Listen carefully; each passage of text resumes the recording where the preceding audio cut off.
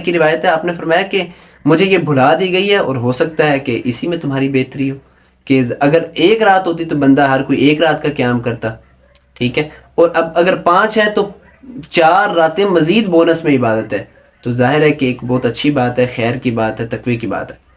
लैलतुल क़द्र की निशानियाँ बाज़ अहादीस में बयान की गई हैं कि लैलतुल क़द्र थी कि नहीं थी।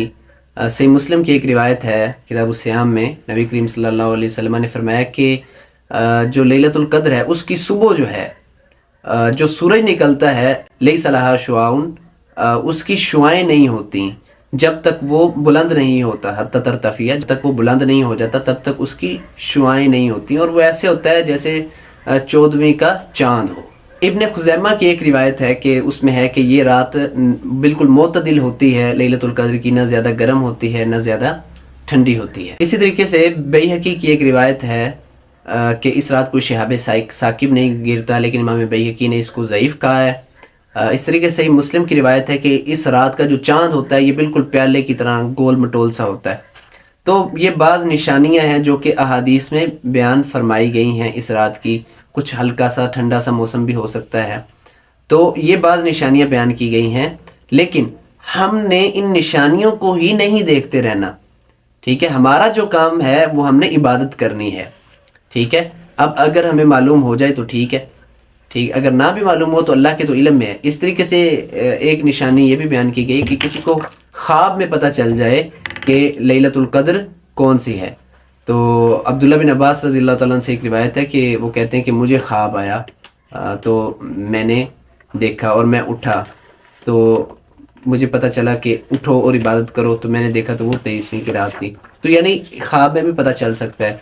और नबी करीम सल्लल्लाहु अलैहि वसल्लम भी, ये जो सही बुखारी की रिवायत है, आपने फरमाया मैंने ख्वाब में देखा लैलतुल क़द्र को। इससे भी मालूम होता है कि ख्वाब में भी किसी को पता चल सकता है कि आज लैलतुल क़द्र है या आज लैलतुल क़द्र नहीं है। किसी को हल्की सी यूँ गई तो पता चले कोई ये कह रहा है कि भाई ये लैलतुल क़द्र है, या कोई खैर की बात कर रहा है, या कोई अमन की बात कर रहा है।